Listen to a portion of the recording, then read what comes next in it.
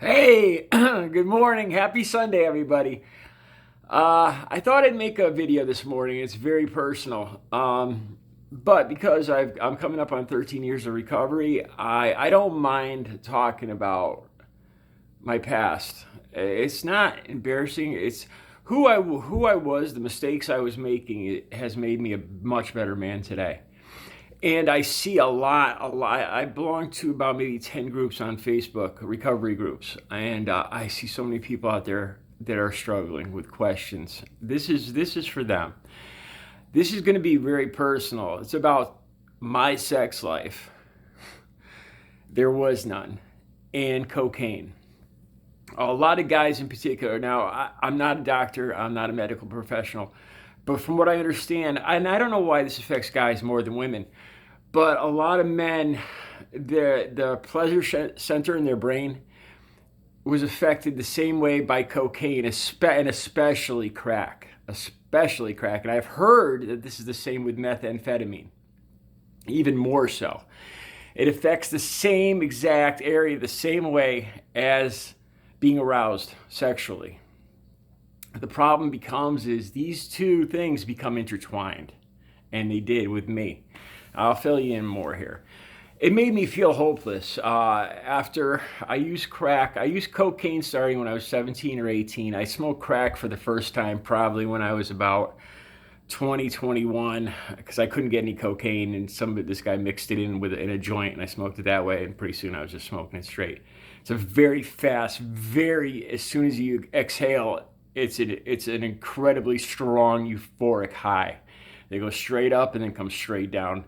And then the more you try to follow that, the less high you get and the more low you become, until you get in a very desperate state. You get into a state of depression and anger. You're no longer getting high. This is about maybe an hour, 2 hours later after you first smoked it, every 10 minutes. And then after 2 hours, you are so low, and you'll do anything to get back up again. It's the brain. It's not even a conscious will, a conscious thought. It's such a miserable thing. The brain operating almost on an animal instinct that you have to feel better. There's nothing else that can happen, and that's why people would go crazy and rob and do all sorts of shit for this. It's really, I know it sounds like I'm making excuses to say it's not a choice, but when you're in that condition, once you've let yourself become in that condition, you're not really being led by an intelligent, logical mind at all. Anyway, okay, so back to the sex. The two became so intertwined with me.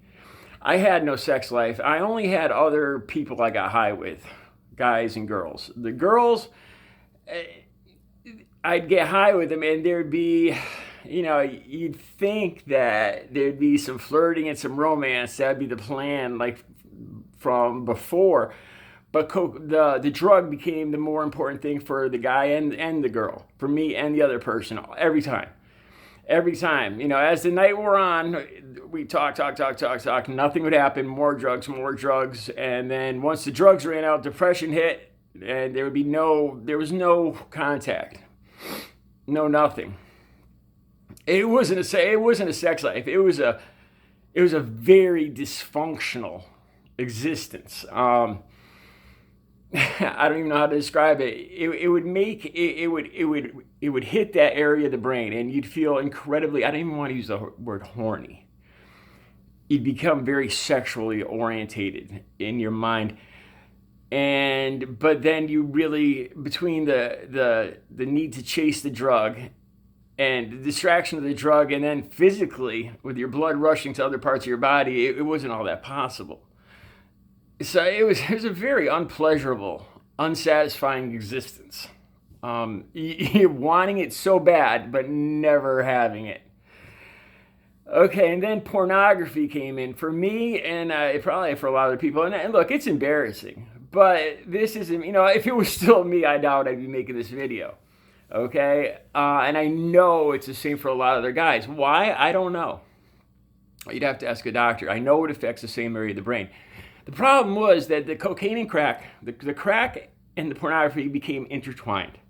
I'd pick up one, and I'd go to pick up the other. I was having a solo existence by that time, all by myself using crack, hitting a convenience store on the way home, buying a bunch of porno, running inside, smoking the crack, and paging through the porno. And that was it, honestly. There was no culmination, no release, no nothing. The drugs were far more important than anything else.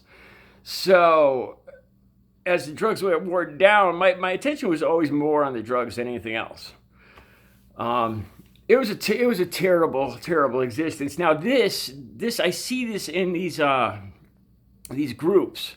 A lot of guys, they're embarrassed to bring this up. It's yeah, I'm a porn freak. I'm a disgusting fucking pig. Nobody wants to say that. This is why I'm making this video. Okay? There's hope, man. Because when you're trying to get into recovery, you think, oh my God, I'm never going to be able to have another relationship. I could not imagine sex or a date or just being with a girl not using drugs. Oh my God, an intimacy with no liquor or no drugs, I couldn't be done. I remember thinking back then, I was like, how do married people do that? It's so foreign, and it was so sad. It's so sad because in the backyard, and guys don't talk about this. People in recovery don't talk about this. And it's a huge part of people relapsing, and nobody talks about it. People will not admit to it because it's embarrassing. So here I am talking about it. And I guarantee you, man, it's about 80% of guys using drugs that have this issue. At least. Okay, so when I first got clean, thank God, it started with medically assisted treatment, methadone. After a couple of weeks, the methadone started working. I didn't want or need the heroin. So I did as a lot of other people did, and I switched to cocaine and crack. A lot of people will switch drugs. I kept coming up positive for urines. And they said, look, if you don't stop this, they give you a little chance. If you don't stop, you're getting kicked out of the program. And I knew it was my last chance. And it was working for me. It was the one time that I felt normal in my entire life. I remember being 10 years old and wanting to drink because I didn't feel normal. And when I started taking methadone, I felt normal. I don't know. I don't know if my dopamine levels were low, and I mean not high, just normal. Like I don't need anything. I can go out and exist and talk to people, and I'm motivated. And I ended up, it was hard, man, but I quit the coke, I quit the crack, I quit everything. So I owe methadone everything. Methadone does not help with cocaine and crack whatsoever, except like I just said, that they'll take the methadone away if you don't stop it. But as far as helping with cravings, not at all. That was all me. After 20, 30 years of using cocaine and crack, 20-something years of using cocaine and crack, I quit it because I knew the methadone worked. I owe my life to methadone and Suboxone. You hear people talk bad about it. I did. And I waited years before I got the treatment. Okay, so this video is not about that. So anyway, back to the porno. The first weeks that I got clean, I would walk into a convenience store, first months, even the first year, and I would just see the cover of a Penthouse, of a Hustler. They still had porno mags back then. Now it's all videos or streaming or whatever, or the internet. Anyway, and my mind would automatically, I swear to God, as soon as I saw that wrapped in black plastic, I'd start trying to remember dealers' numbers. How much money do I have in my pocket? How much crack can I buy? I swear to God. That's how intertwined it was. I remember, I'm sorry if this offends anybody. I remember being in the mall one morning on a Sunday. I'd been only clean for 6 months or so. And this teen girl was walking down, maybe, I don't know, not, 18, 19, like college. And I don't know, she was probably high herself. She was wearing a short skirt that showed her ass cheeks hanging out. And nylons with bows, and a pack of guys are following her. I don't know what was going on, but I saw this girl and I just got aroused and I wanted to go get crack so bad. It's weird. People, you guys probably don't understand it, but it's a huge, huge, huge problem with guys and getting clean. That's why, like I said, why I'm making this video. I got nothing. I'm not embarrassed. I'm proud of who I am. So that brings me to this. There is hope. It eventually faded. Thank God. It faded. And it doesn't affect me at all anymore. Granted, though, I've been clean for coming up on 13 years. I'd say, I know this might be depressing for some people, but I'd say 5-6 good years at least. At least. I'd have to think a little harder to get the exact time. Before the two separated, the arousal, the pornography, the thoughts of sex, and the crack and cocaine, and that the two finally separated. And I won't get too into it, but I'm so happy now.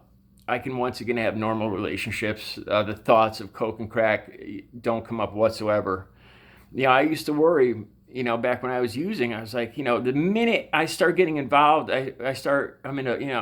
I'm getting busy with a girl, start kissing or whatever, my mind's going to go right to crack. I'm going to end up running out of the apartment or to go get crack. And I would have back then. That's how messed up it is. And I'm sure doctors will tell you this too.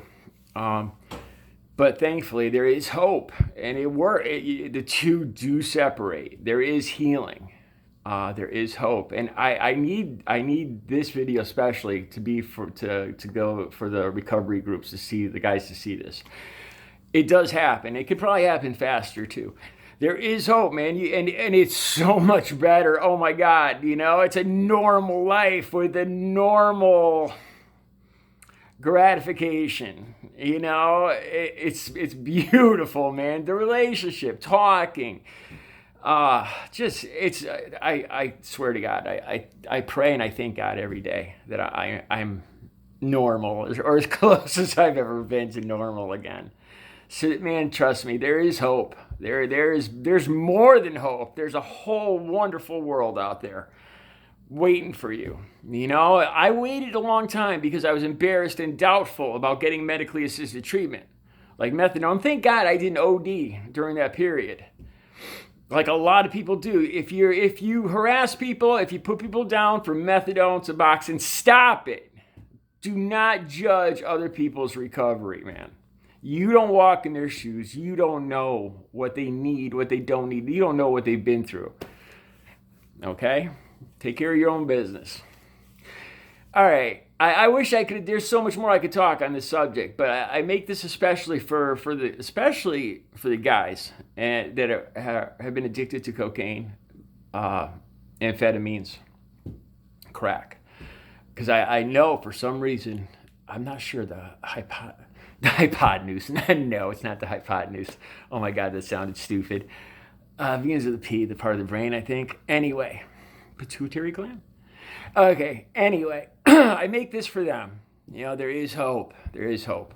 So stick with it, man. You can do it. All right, I'm going to have some more recovery videos. I'm getting tired. I know the Trump videos, man, they get huge views. Huge views. I get tired of complaining. I get tired of being an angry guy. It's really not me anymore, to be honest, between you and me. I do my own thing, and people are going to vote for who they vote for. But I'm going to do some more recovery videos and some more art ones, okay? You guys have a great Sunday. Take care. Stay clean and sober.